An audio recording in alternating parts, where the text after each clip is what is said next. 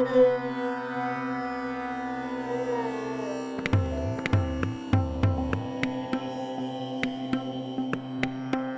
to live upright in this time.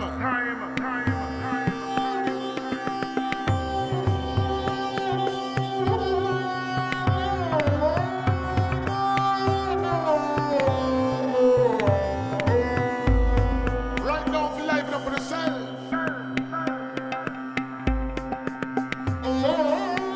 Now hear this.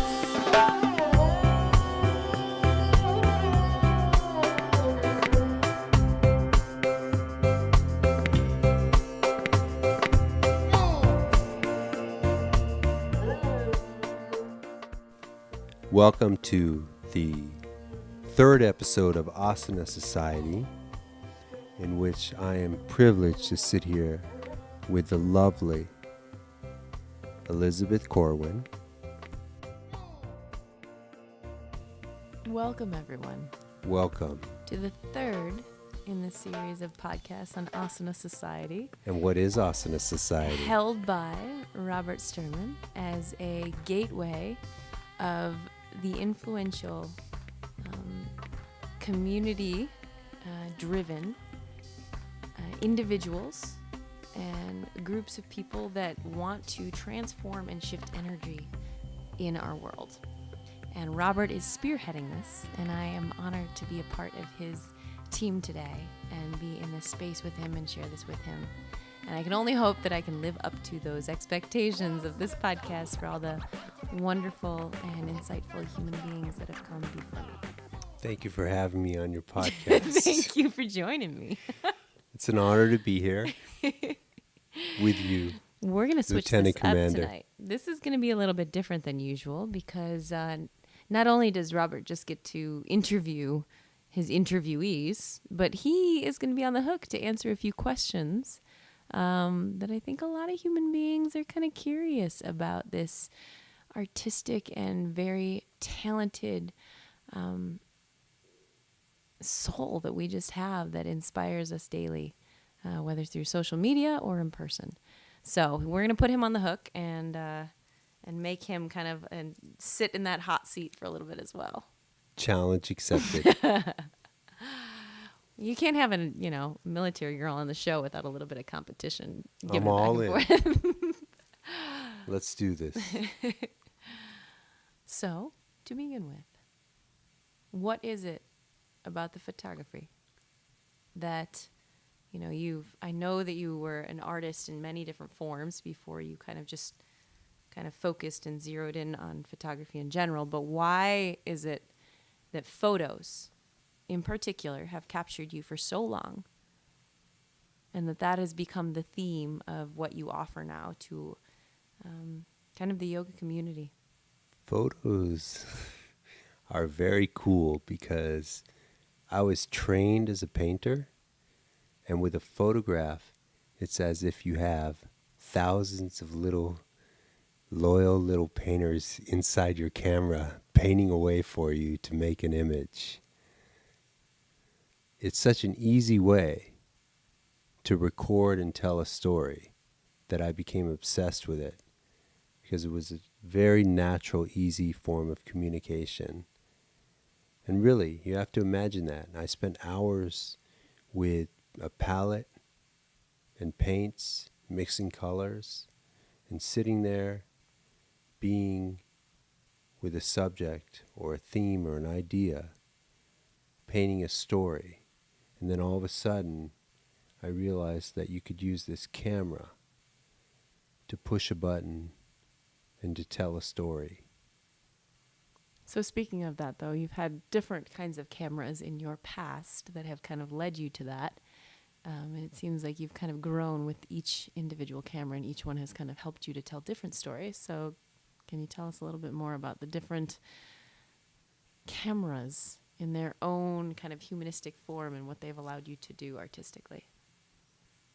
That's a great question, because I was trained with a plastic box, the Polaroid Time-Zero camera. The plastic one was the first one that I had. And what that was a camera that allowed me to use an instant film that once the film popped out of the camera, it immediately developed. And what I could do with that film is after it developed, there was a window of time in which the film was malleable and I could carve into the surface and accentuate the lines and the forms while the chemistry was still wet. So that what that allowed me to do was build a bridge between my study of painting and photography and carve into it and create a very painterly photograph before the invention of Photoshop. So it made it look like it was a painterly photograph, but it really was a painterly photograph because I was carving into the surface with the pigments that were already in the film. So that was the first major body of work that I did with a camera. But wait, what that taught me was how to be decisive, because with that film it was very expensive, and so I couldn't just unconsciously, mindlessly click 75 exposures with the hopes of getting one. This taught me to really look, feel, see, and be present. It taught me the yoga of seeing, so that I could be with it, I could take the picture, I could get what I wanted, and then I could walk away. And someone that's had the privilege of working with you knows that sometimes you'll say, all right, got it. It's like, already? Wait a minute. Like, we just started. But you really, truly do sometimes just take that first click because you either see it or you don't. And if you don't, you walk away. And if you do, then it's done. But so these photos that you're referring to, was this the kind that ended up with the Grammys? It is. It is. It's the photograph that was the official piece for the Grammy Awards back in 2005. And that piece was called The Humble Heroics of the Musical Poet. I never told you the title of it. No, I've never heard that. Yeah, Okay. because it was the first time I had seen many Grammy official artworks for the Grammys. Every year they choose an artist to do the official artwork, and it was always a very well-known artist. And they had asked me to make a donation for their charity, Music Cares, and I did that, and I kept donating to them. And then one day I asked them if I could take a shot at designing their official artwork for the next year. And I think that out of courtesy, they gave me a Grammy in order to be able to do that. But yours was very different, though, than what they were used to, correct? So that the final product that they ended up getting, The final one. wasn't what they normally had, right? So how did they deal with that when you first showed up at their door and were like, here's my product? And it was something that was so out of their typical realm. What they did, well, at first, I don't think they knew what to do. Because in the past, all they had was these well-known artists making photographs of the gramophone, which is the award that people get when they win a Grammy. They get a Grammy. It's a gramophone. And so the artists were depicting the gramophone, and that's it. But I looked at the whole history of it, and there was never once a human being in it. And so I decided that I wanted to bring the human element to that, because what were the Grammys? They weren't about the award. They were about the human being that was devoting their life to their poetry, of their music.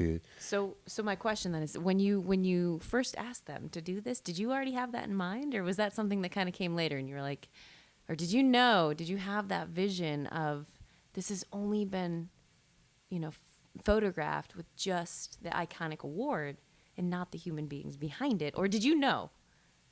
100%. 100%. You already had it planned out. Absolutely. I knew exactly what I was going to do. I knew that I was going to take one of the subjects from the work that I was already doing, because they had noticed my work from the work I did in Cuba of the musicians. And oftentimes there were musicians just having a guitar slung over their shoulder, walking with pride down the street amidst this beautiful scene. And I thought that if I could do something like that with the musician with the Grammy in one hand and the guitar slung over their shoulder in the other arm, I thought that would be something that would be very profound and would represent what this award really meant. Mm-hmm. And so That I did people- it. Yeah. And when I first gave it to them, I brought it to them framed, and they told me that they had already awarded this opportunity to another artist So who they was were a very passing well-known by, or- artist. Yeah. What's that? So they were passing it by, or did they kind of were they interested? They just at told the me that time? no. They told me that that they already chose. Ah. They chose someone else, a very well-known artist. And so I said, okay. And for some reason, I'm not really the most arrogant, cocky guy in the world, but for some reason, something took over my spirit in that meeting. I said, oh, that's okay. I'll still do it. So you knew something, and you knew Right, your but intuition kind of. but then something caught me. A polite side of me caught me. And I said, oh, in time, maybe next year or the next year. And I walked away. And a few months later, I got a call. And they told me that I was going to be the official artist, if I chose to be, representing the Grammy Awards for the 2005 Grammys. Now, was that one of the last? Because I've seen that photograph now, and it's unbelievable, you know. But it utilized that old Polaroid that you were talking about. Now, how much longer after that photo and after all that Grammy stuff took place did you keep using the Polaroid before? Because I know then you moved on to a new love in your camera, you know, as you progressed with them. But how much longer did you kind of stick around with the Polaroids, and what brought you to that next step and that next journey in terms of your artistic expression with photography? This was in 2005, and after that, I believe I had 5 more years left with the Polaroid. But there were 5 dying years, Okay. because in about 2007, I knew that Polaroid was going to close its doors. Okay. And even though at the time the Grammy Awards had helped my career, and I did other significant projects. One was with the Olympics, and one was with the World Cup. When it was in Africa, I was one of the official artists for the World Cup. But I knew that it was going to die, Okay. because the film, Polaroid announced that they were going to close its doors. And something is prepared for that. And that was right around the time that I had discovered that yoga could be good for me. And so I started to practice yoga. And I realized that that was something that I wanted to do. And at that same time, Polaroid did announce that they were closing, and they divided up the film amongst a few artists who had really done well with their products. And I happened to be one of those artists that was fortunate enough to be able to receive that honor. And so, because I had discovered yoga to help me as a human being, at the same time that they had closed their doors and there was only a finite amount of film left, I also looked around and I realized that the yogis were doing some of the most beautiful figurative poetry that I had ever seen, and perhaps the history of art had ever known. And so I directed my attention to a series called The Poetry of the Gods. Okay. Could you tell me about? I haven't heard that before, so explain that one, because I haven't heard that in any of your classes or anything yet. So. Right. I spent my time blindly. I didn't really know what I know now at all. I just felt it. That About the yoga community and what it could be with the potential. just the expression of yoga, this reaching, this eyes closed within themselves, aspiring to be greater human beings, that really interested me. As far as human beings wanting to be better, I noticed that very early on, with the arms reaching towards the sky, with the eyes closed, with the hand on the heart, with the hands in prayer. It was a beautiful poetry that I had seen, that I knew that as an artist, that was something worth paying attention to. And so I photographed them. With the Polaroid. With the Polaroid, the technique in which I carved into the surface and created a series of work that actually Shiva Ray wrote the the foreword to the book. And one of the things that she said was really that she noticed was that in the work, it felt, you could see in the work what it felt like to be in the practice. Mm.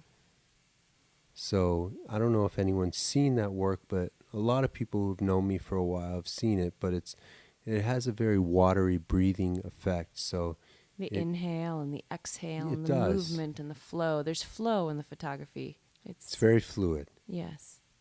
It's very fluid, and I did hear from many people that it's that there was something about it that made them feel what it felt like to do the practice, to be in the practice, what yoga felt like, not what it looked like, what it felt like. It wasn't static. It was never the same. It was constantly moving in some way in that photo. Like the photo had movement. Had a lot of rhythm. Mm. Okay, so then fast forward to the point that you had this last kind of reel of Polaroid film that you could carve into. And then, I mean, was that a tough transition then? How did you, I mean, that last photo that you must have taken with what you'd been doing for so many years and the art that you'd created, to move to that next step, you know, that transition stage sometimes in life can be so chaotic and so uncomfortable. Were you excited? Were you a little bit kind of missing the past and sad that it was dying? Or was it just a beautiful mess of a combination of the two as you step forward to that new camera and that kind of new age of photography? It was the beginning of what I would call the digital renaissance. Explain. Everything, there was no more things being done by hand. And the Polaroid process was truly by hand. I was the artist and I was the sole craftsman throughout production. And it was the beginning of it not being that. And I resisted for a while, and I even had some assistance in building a digital application in which I could do this process. But then after time, I realized that I really didn't want to do it anymore. And I threw it all away. Everything. Yeah, I didn't want to do it anymore. And I was done anyways. What do you mean? Whoa! What do you mean you were done anyways? What did you do? How can you just put it aside and just? I was sick. I was sick of carving into photographs. I was just sick of it. I was done. I completed it. I was done, and I was ready for whatever was next. You just knew that death had kind of entered into that stage and I phase accepted of life, it. and Yes. you accepted it. It was done. I wasn't going to travel around the world with this $5 Polaroid camera and take pictures of things, and it would come out the perfect picture, and I would put it under my armpit to warm it up, and then use tools to carve into the surface, and then guard it with my life and carry it on airplanes across the globe home so that I can get it. I realized that I was in a new era, and I could make pictures with something else, a digital camera. I could save it up in the cloud. I could do all kinds of... I realized that the world has changed, and I was not going to resist it. I didn't have a lot of resistance about that. There was a moment when I tried to hold on to it, but then when I realized that the world really was changing, I said, screw it. Yeah. And I went with it. Pure kind of render to the flow. And about that time, I was invited by a warden into the United States prison system, and I was asked to document the growing yoga programs. And I said yes. Was this, you said San Quentin?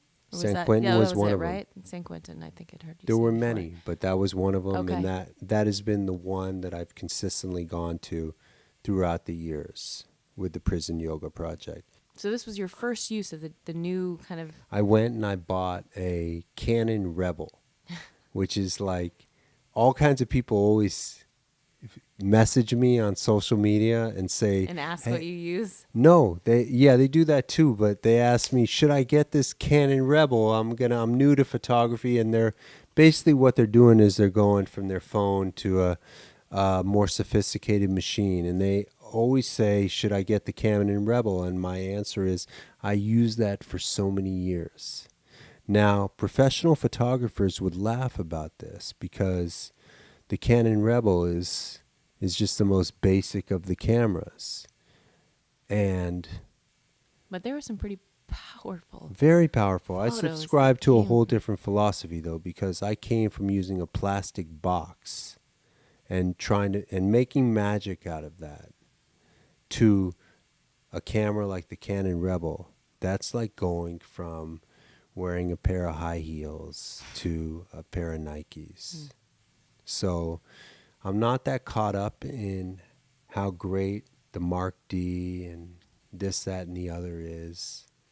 And it's forced me to understand and teach that the foundation is about how you see it. Because I've seen a lot of people with the thousands and thousands of dollar cameras with very mediocre work. Right. And that's something that you do teach, right? You travel around and you offer these kind of the art of seeing workshops to help people recognize that it's not the camera that they need to create the living, breathing, feeling, inspirational work that you do, but that they can do it with anything.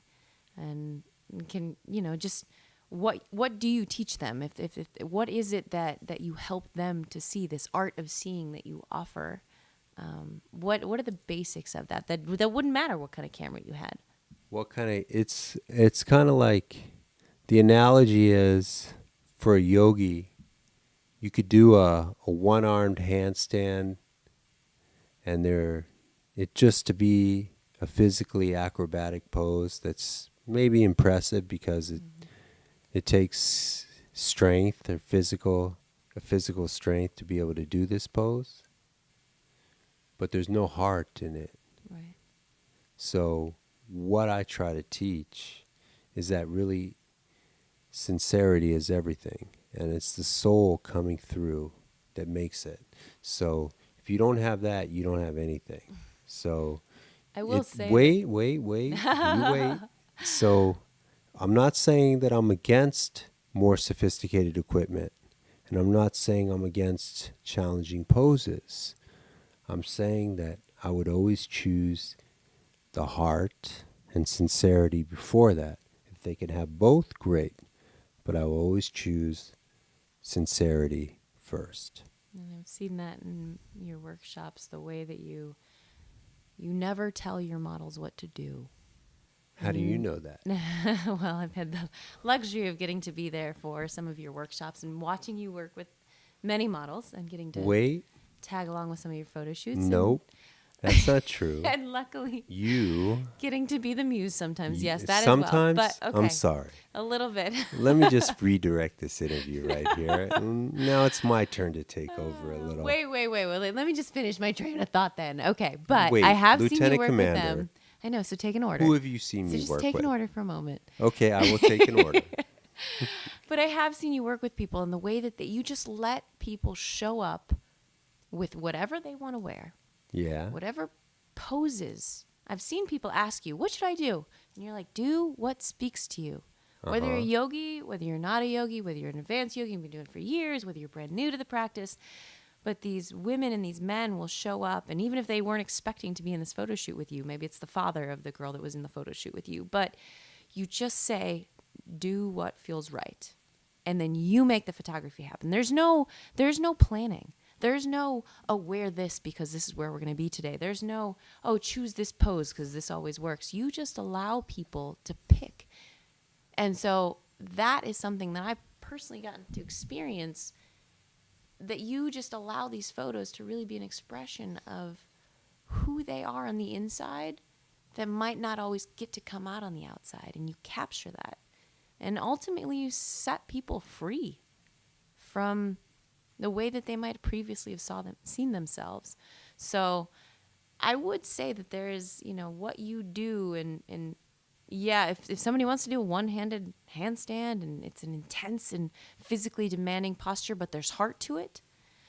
But most of your photography, as someone on the outside looking in, is you just let them be who they are.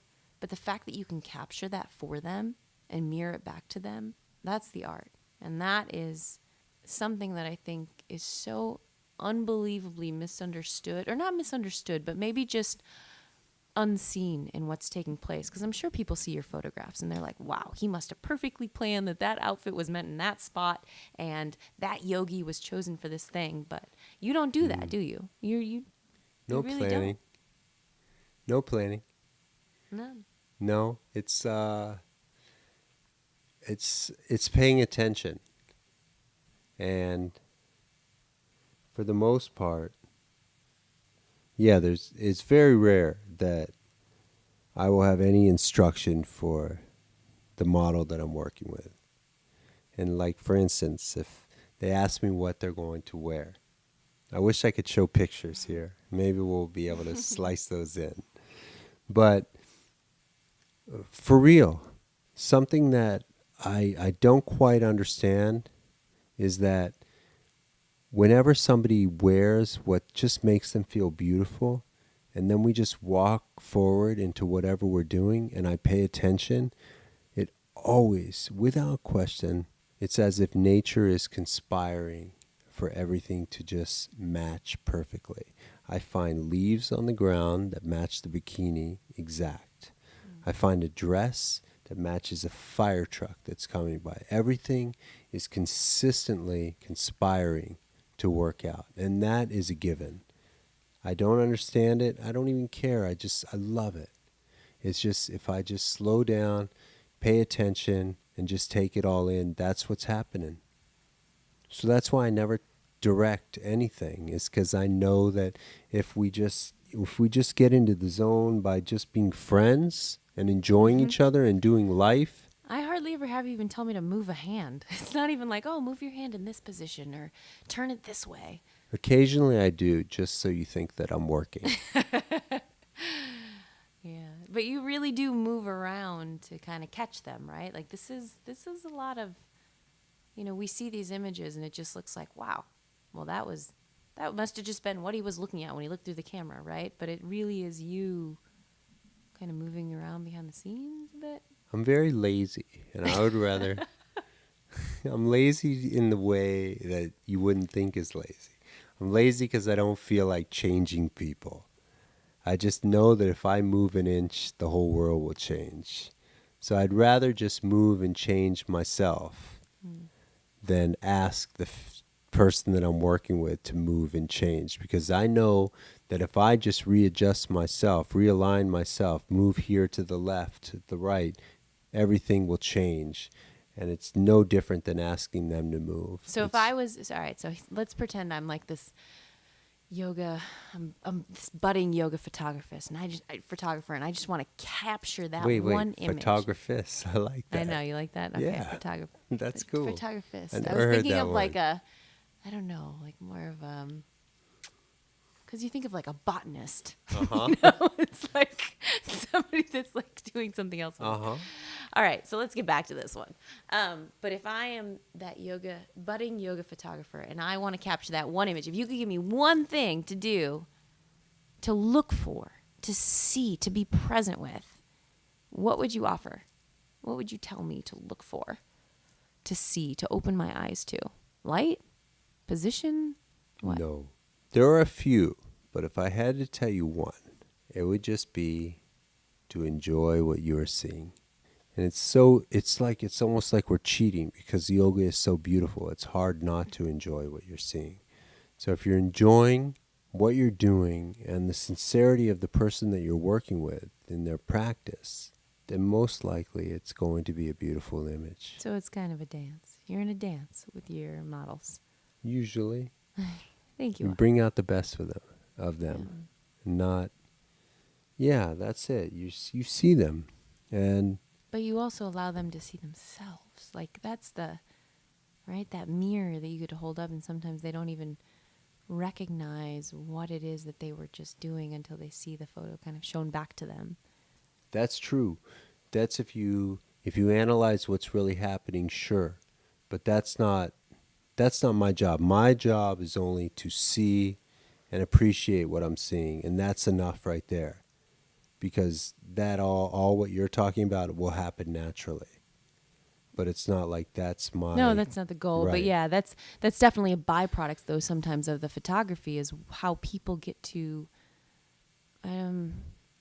see themselves in a way and how they really show up in not and I don't mean this in a narcissistic way. I mean this in the sense of sometimes we don't see what's coming through in our own souls through who we are and through how we interact with life. And sometimes that mirror of what you offer to see the beauty, I think that's pretty powerful. Not in a purely narcissistic, here I am going to stare at my own photo kind of way, but wow, I didn't know that something that I could create and just offered a piece of my soul out.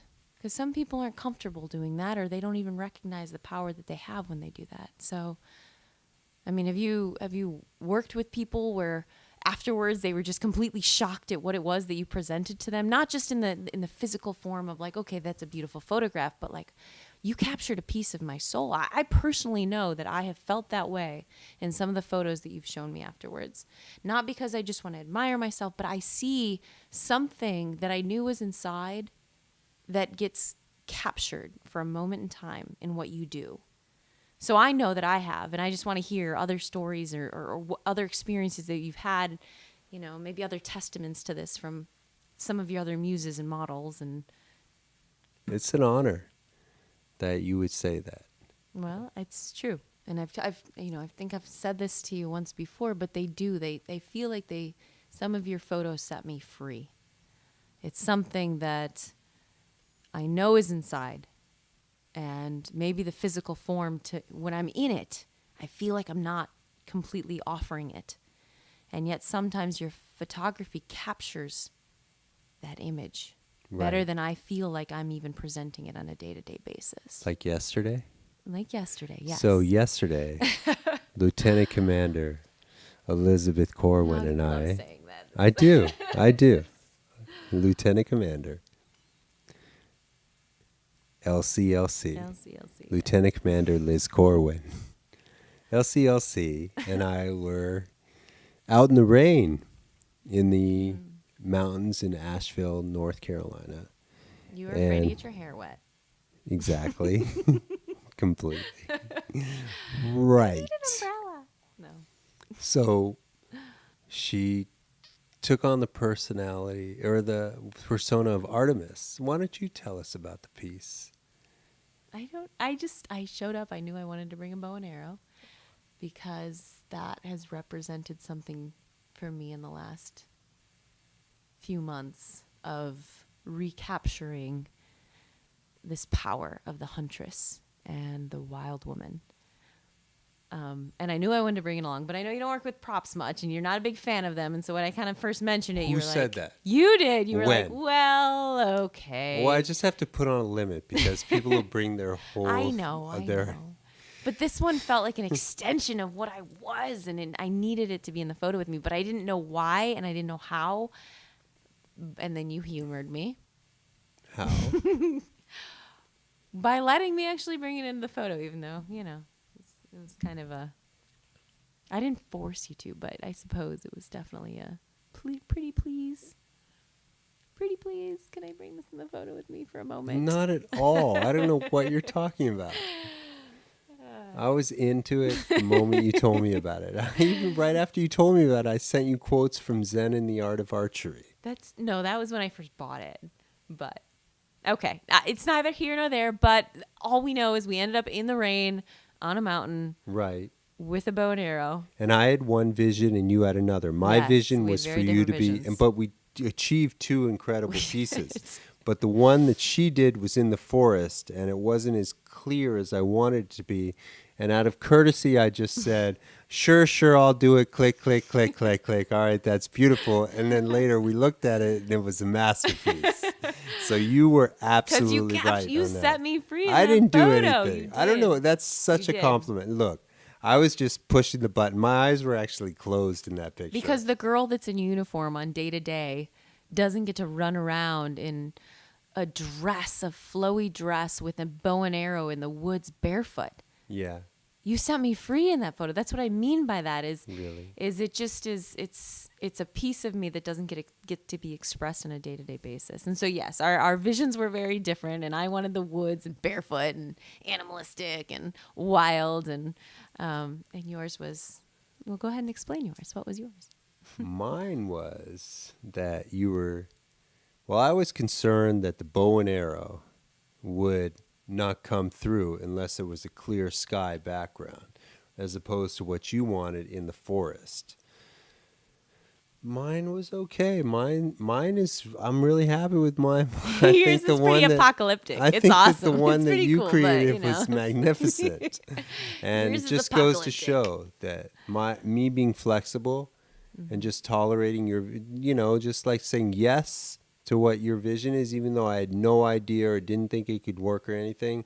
How that's a really beautiful thing to just trust and say yes.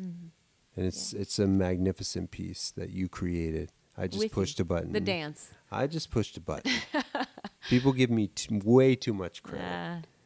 It's if you want to make beautiful pictures, be in front of beautiful things. So where, I guess my next question is this, you do a lot of yoga photography, and I thought it was rather funny in a recent workshop that I got to sit in and watch you in, that you kind of mentioned how, in 500 years when people stumble upon, or 1,000 years when people stumble upon these photos of yogis from 2017, how they must be like, wow, look at these photos, this kind of moment in time. What were these people trying to capture with their photography? Where do you see this going? This capturing of images, the way that you take a normal photo of a beautiful, whether it's nature or a cityscape or whatever it might be, and you throw a yogi on there and it just alters it. What do you see as going forward, what that does? I don't know where I see it going, but what I'm saying by that is to slow down and see it for what it is. And it's pretty miraculous that these people that do this thing called yoga, like if I was to look back, to have a bird's eye view and to see what's going on, it's this extraordinary group of human beings that have their eyes closed, or they're looking up to the sky, their hands are on their hearts, or their hands are in prayer. Their back is bent towards the sky. It's a beautiful thing. And I think that if you look at anthropology, you look at humanity, and you put that into something, I think that you would say, what I'm trying to get people to recognize right here, right now, is that that's pretty extraordinary. This is a race. This is a group of people, human beings, that are living on this earth right now that are so deeply devoted to something, aspiring to be greater, And that's reaching towards excellence. truly the art of seeing, then, is what do you see right now, here, in the present moment? What can you be present with? I mean, whether you're taking the photos or whether you're being with a human being that's expressing them in your photography. Being in that present moment, and what it sounds like is that it's not about the future. It's not about the past. And all of those things might kind of filter in and add into the story, but that what you're really capturing is the now. Definitely. Just that something good's going on now. Because we're always trying to be better for the future or criticizing the past. But what I'm trying to focus on is how incredible it is right in this moment. And when I look at these people that I work with that are reaching towards the sky, that are devoted every day, they're practicing. And I don't look at all the other little details about whatever it is, the life details. I just see what's coming from the heart, and it's truly extraordinary what the yogis are doing. Truly. And one of the things that I really try to teach is is to see that in others and to reflect it back to others rather than just focusing on yourself, taking pictures of yourself. Perhaps spending some time taking pictures of your friends and reflecting back to them what they're doing, that they're in pursuit of being the best that they can possibly be. And that's what I see when I see these asanas and I see this subculture of humanity that's involved in this every day of their lives. It's amazing. Yeah, and that's I suppose the power and the of what we have this day. And it'd be a shame to not even touch on the idea and the aspect of social media, but I'm sure it'd take an entire other podcast to kind of talk about that issue. But the beauty of it is what you just said, that it does, with intention and with purpose and with the beauty of wanting to see and understand and offer up and surrender to this idea that we're all in this together and we all have these same rather different but experiences. And if we can recognize the unique nature of each of them, and if we can just see someone else, I think to me that the yoga, the art of seeing, isn't just about photography. It's, can I see the person in front of me? Because that's what, at the end of the day, most human beings want, is just to be seen. Have I been understood? Has my story been understood? Does somebody get me? And I think that what you do is, as you're saying this and I'm listening to you say these things, do you see the people around you? Do you see your friends for what they are? Do you see your family for what they are, for what they can give? And I just think it's what you offer and what you bring to light is remarkable. And we are very blessed to have you in the yoga community helping us reflect these things back to us. And I'm grateful for getting to host you and have you a part of your own show of Yoga Asana Society. I'm still waiting to turn this Asana around. Society, but I This think is supposed that, to be about this you, is darling. definitely, we're proud to have you here, and thank you for joining us on your own Thank you show. for allowing me to be here. And for sharing your story and your journey and just what you do. Thank is you. absolutely beautiful. And we're grateful.